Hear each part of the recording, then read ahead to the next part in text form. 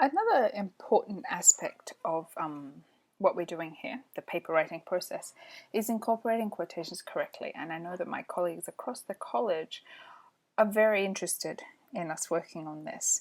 So what we're looking at in this lecture is how to take a portion of another text, a text that you've read, and incorporate it correctly using correct punctuation in particular into your own sentences.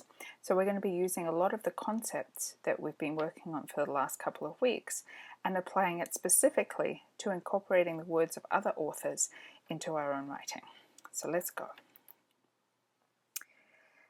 You've covered this material before. You've spent a lot of time in English 125, and if you've taken Writing 301, 302 or 303, this was a big part of what you did.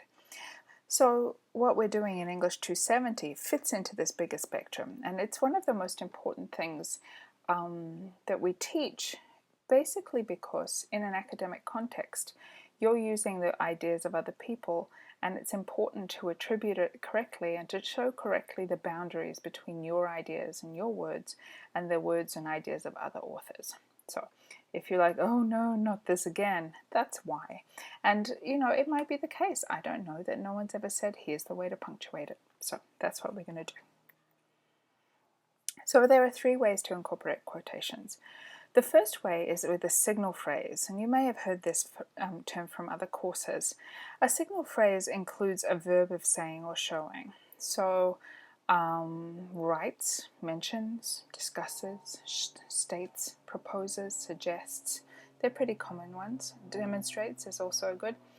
And the first way of doing it is just use the author's name or whatever signal phrase with the verb of saying or showing, and right after that verb of saying or showing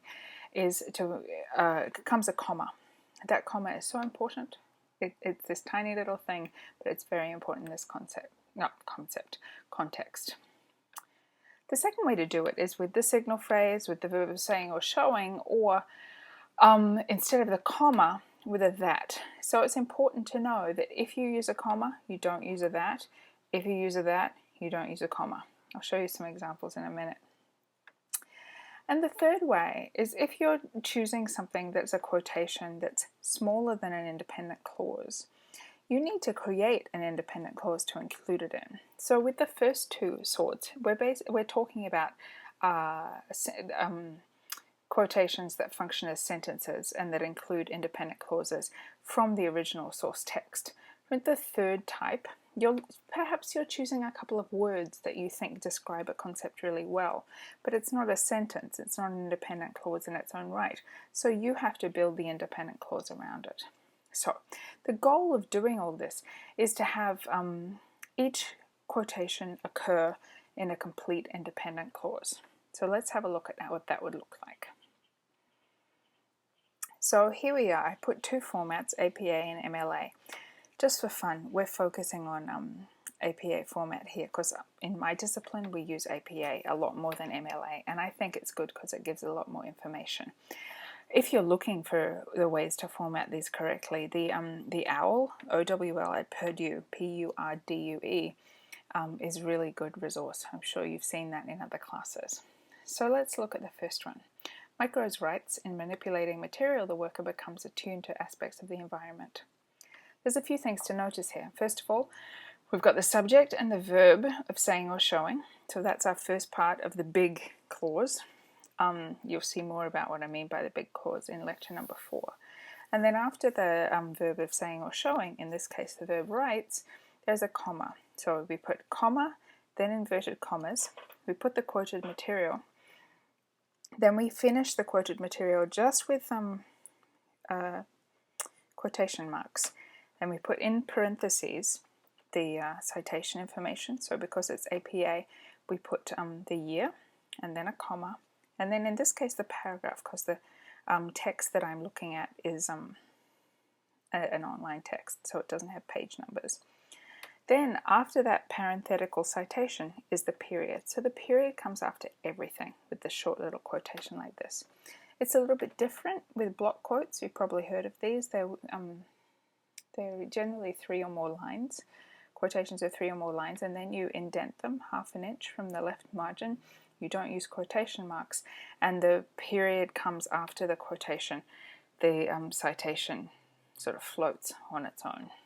Anyway, that's a different story. We're talking about incorporating quotations into independent clauses. That's what we're focusing on here, but I wanted to mention that for big quotations, there are different rules that you can look up. The punctuation is much simpler. The MLA format is much the same. We've got the comma, the open quotation marks, the closed quotation marks, the parentheses. Because this is an online source, we just put the title. If this was coming from a text, we would put just a number here, because we've got the author's name up the front, right in the signal phrase, so we only need the page number. No P, no P dot, no PG dot, just the page number. That would be MLA format. And then we close the parentheses and we put in the period. So a couple of things to note here. The quoted material is a full sentence in its own right. If I'd just written in manipulating material, I would make this whole sentence ungrammatical.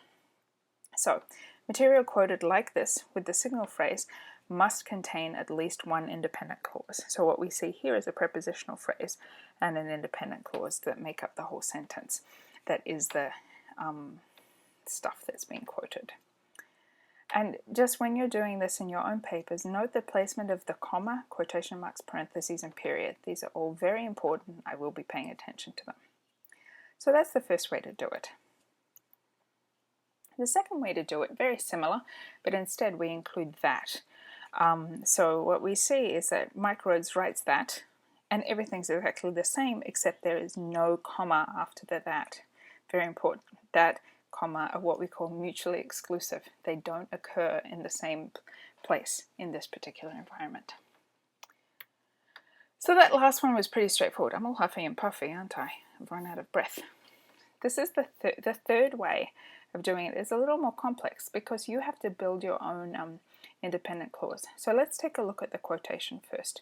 The thing that I'm quoting is the cognitive demands of a range of blue-collar and service jobs. If we look at this carefully, we see that this is just a noun phrase. There's no tensed verb, there's no subject, so we're not looking at a clause. That means that I have to provide the clause as the writer. And so I've done a prepositional phrase right at the beginning in his article, and then I've included a signal phrase without a comma after the verb. So you see the verb in blue. Although this is a verb of saying or showing, because I'm not quoting a whole independent clause, I don't use the comma. That's very important. Whenever you're quoting something that's smaller than a clause, an independent clause, no comma before it. Very important. And then the rest at the end is the same. I added something towards the end using his mother and uncle as examples. That participial phrase just gives us extra information. The other thing that I want you to note is at the end of the thing that I'm quoting, because I wanted to add this participial phrase, I included a comma, and the comma comes before the close quotes. So this is all, the best place to look for this is the OWL at Purdue. It will show you everything.